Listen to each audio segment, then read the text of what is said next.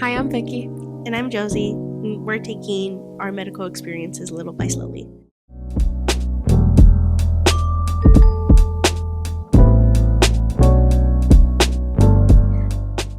So I'm currently recovering from a flu. And this topic came on. Well, I went to the doctors, and I normally never go to the doctors. That's not me. But I really thought I got sick Wednesday. Thursday, could not move. I'm laying in bed. Friday, I still couldn't move. And I was like, and my chest was hurting. And I was like, dang, this might be like a respiratory infection. I should get that checked out.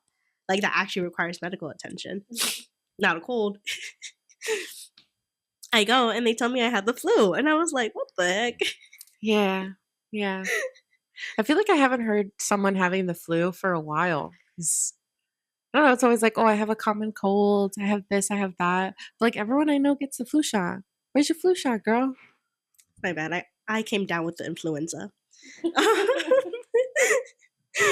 I didn't get my flu shot this year. Oh. I know. My grandma had just told me about it because she asked me if I got my flu shot, and I was like, oh, you know what? I haven't. And she was like, okay, well, next time you come by, we'll get it. Yeah. I did not. And now, Fair. yeah. Yeah. But I like this topic. Before Josie brought it up, I have a lot of thoughts about like the medical space and like our personal medical experiences, both like for physical health and mental health. Yeah, just lots of experiences. Yeah. I think my relationship to going to the doctor started off like really normal because my parents were very like consistent about taking us to like our medical appointments. So me and my sister had like a very like normal pediatrician and like the same dentist for years, the same eye doctor for years too. So all the way up until I was 18, I like very consistently went to the same people over and over again. So it was really at the time I didn't know what was comforting, but it was like very comforting to see the same people and like know that this is where I'm getting my care from. But like as I got older and I would like began being responsible for like my own health and like finding my own people, I didn't realize how much anxiety comes from like not knowing these people, them not knowing me, and then like having to find someone that you trust and how much trial and error there is in that. Because I don't remember that part of it. I just remember like my parents driving me to the eye doctor, and it's always been the same eye doctor, and they probably went through a bunch of trial and error finding someone that they feel comfortable with. So yeah, now I feel like I'm stuck in this like limbo place of not having someone that I go to consistently. Like I'm very much like a medical person hopper. Like I go to a different PCP like almost every year. I think the most consistent person was my gynecologist. But then I need to find someone else now. So yeah. What about you?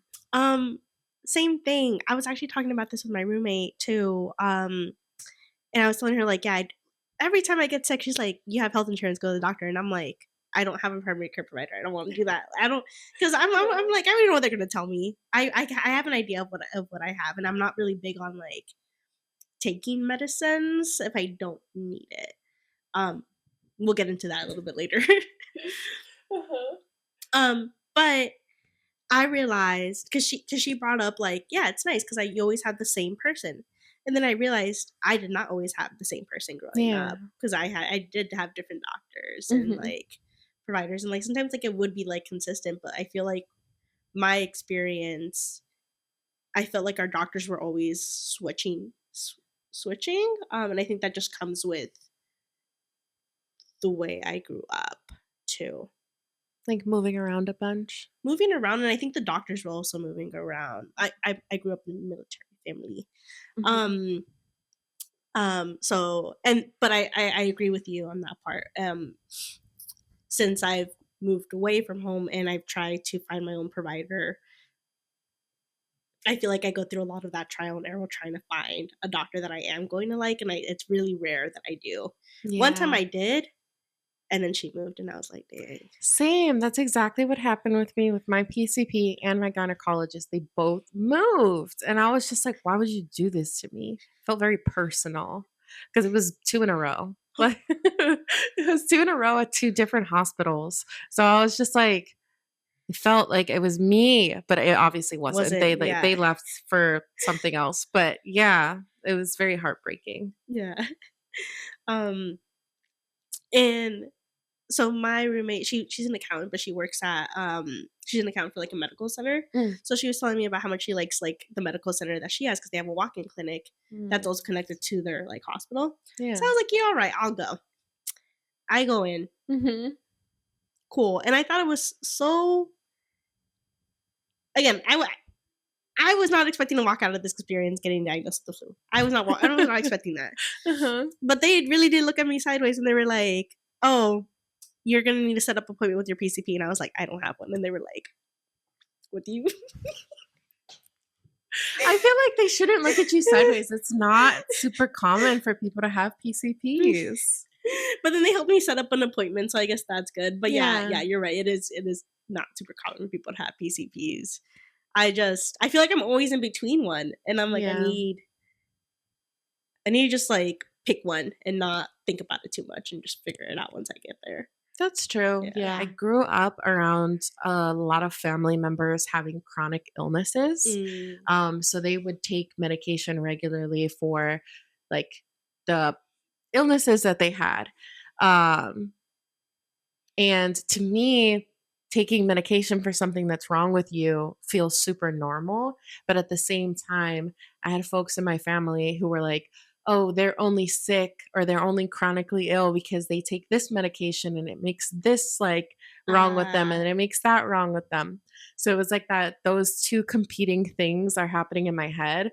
So I am also like sometimes hesitant on like taking medication. mhm. So like if I have a headache, I'm gonna tough that out. I'm not gonna take any type of pain medication for it. Um, Also, when I'm on my period, like when I get cramps, like I'm like waiting till the very last minute where I Yeah, can't take it anymore, and then I'm like, okay, then I'll finally take the medication. Um, and I don't know what that's about. I can't like because like I was saying with this yeah. pre knowledge where I'm perfectly fine like with people taking medication because I saw them take it all the time, but it's also that like, oh, if you take medicine, then you're just gonna get this wrong with you and that wrong with you. I still have that in the back of my head. See, my beef with medicine, and someone's gonna be watching this. They're gonna be like, "You're wrong." My bad. My bad. Probably. My very limited knowledge on medicine. So like pain, medication. From my grasp and understanding of that is that your body is still in pain, but the pain medicine is sending blockers to prevent you from sensing that. Mhm. That's medication that helps you with like your lactose intolerance. You're still lactose intolerant. You're not supposed to be eating dairy, so Right. you can't just take a magic pill and be like, okay, I feel like long term your body isn't supposed to be having that, so just don't have Fair. it. Yeah.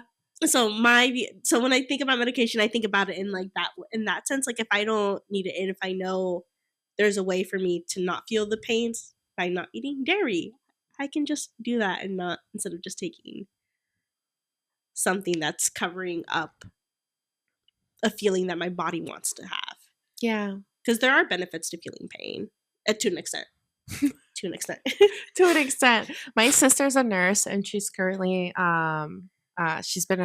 a registered nurse for I think like 3 or 4 years now. And she's now going back to school and she's currently in school to get her nurse practitioner's license. So maybe we'll like insert a fact checking clip right here Yeah. of my Wrong. sister. Right? And then just to jump in there, the question that we have about pain, we can start with that. Pain is actually kind of a complicated way that we process different signals that are happening within our body. We can, off the bat, start with the medication that everybody's familiar with, like ibuprofen. So we have Advil, Tylenol, these are things that you can get over the counter. Their main focus is to stop the production of what is called prostaglandins in your body. Prostaglandins are responsible for inflammation and increasing pain sensors or signals in your body, and also fever. So that is the reason why you can take something like Advil or Tylenol even, which is a slightly different class of pain medication, anti-fever medication, and it will lower fever, reduce inflammation, and reduce pain that you're feeling. So that is how Advil is essentially working. On the other side, you have stronger medications like opioids. Opioids themselves bind to opioid receptors that are found throughout your body, and they essentially stop your sensation of feeling the pain. It also gives people this almost euphoric effect, this kind of increase in dopamine in their body that is more of a positive signal as opposed to the negative signal, like the pain that you feel. Like nobody likes feeling pain. So those are, just two examples of two major classes of pain medications that people are familiar with. Regarding our commentary about lactate. So interestingly enough, when you take lactate or someone who's lactose intolerant consumes lactose, their body doesn't have enough enzyme to break down the lactose. This is where you get those, that bloaty kind of feeling, that gross feeling that people get who are lactose intolerant who are not able to process the lactose. When you take something like lactate, it's actually like the enzyme to help you break down the lactose.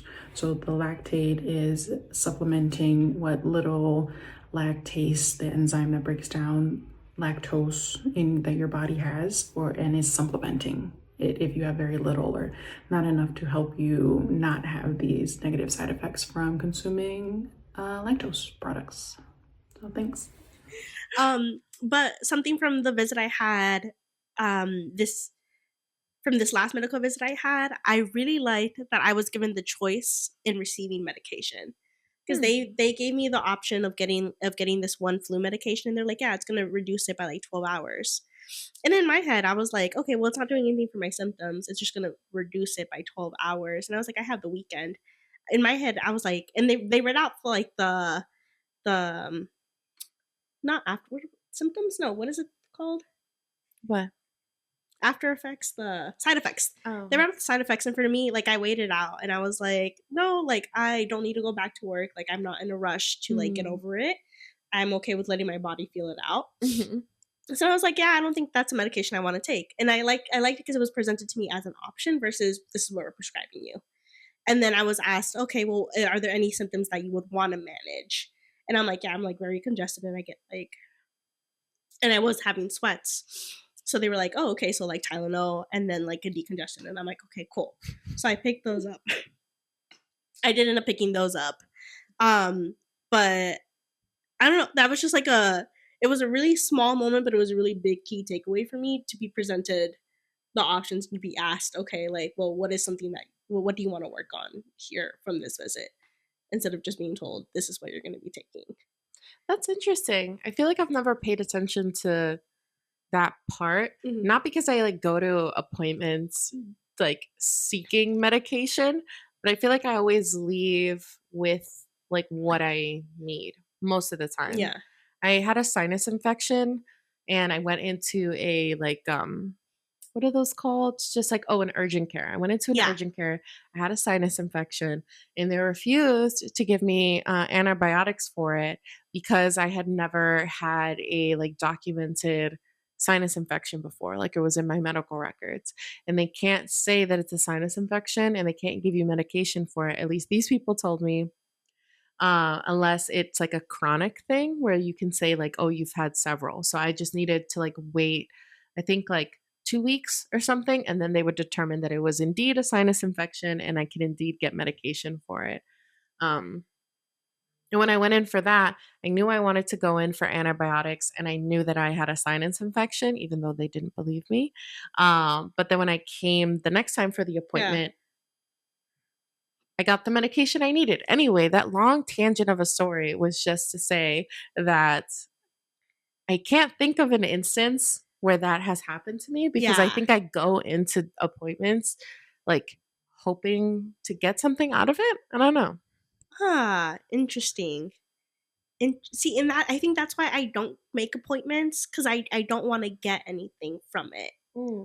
because I'm like, okay, like a cold or like allergies. Most of the time I know if it's a cold or if it's or if it's allergies, and I know like they're gonna be like rest, hydration, blah blah blah. I had the stomach bug once, and I googled it. I like did like my little like research, and it was like, okay, you should go to the doctor at this point if you've experienced symptoms for this amount of time. So I think for me, I try to like, I'm like, okay, my body can write it out, cool. If not, then I guess I'll go.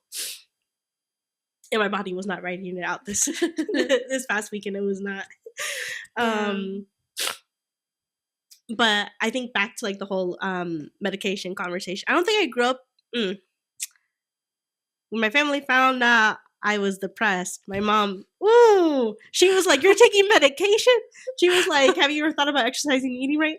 They're not lying about that one though. I will say they're not. they're on exercise and eating well does make a difference. Who would have thought? Yeah.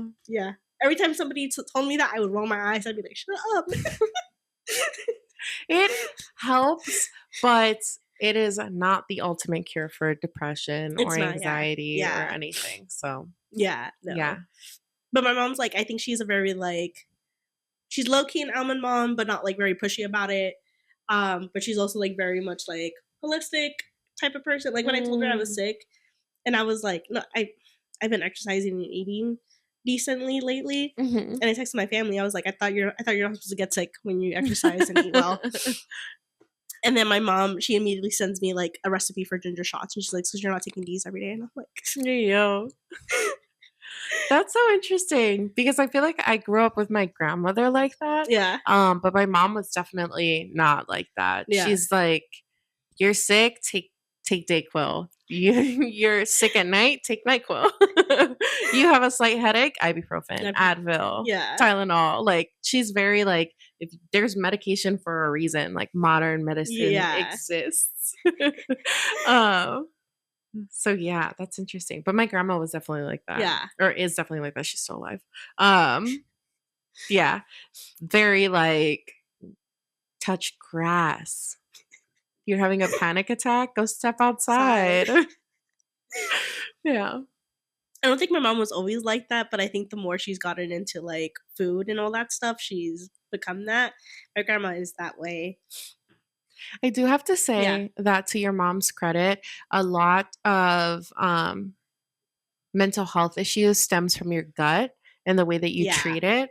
And so eating better consistently and repairing your gut will help with your mental health just in general, but it's obviously not going to solve everything. I just want to caveat everything by saying that it's not going to solve everything, because you can have like the most perfect gut but still not be receiving enough serotonin to your brain, and then you will obviously need like a pill supplement to help with that. Ding ding ding right here.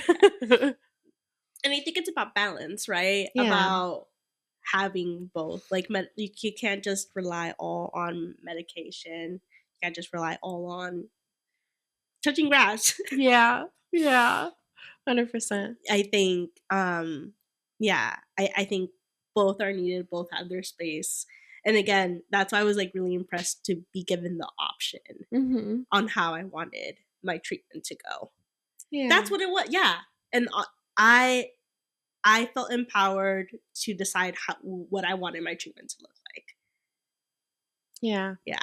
That's not surprising. People don't like to be told what to do. You're right. They don't like to be. That's evidence of 2020. People don't like to be told that they're required to do something. They want to think that it's their decision, that it's their like bodily autonomy to be able to decide to get a shot or take a pill or whatever. Yeah. I think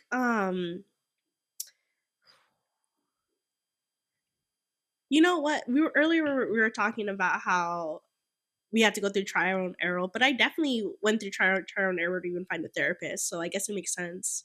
That's to go through trial and error to find like a regular doctor and any other provider. It's just like, why there's so many?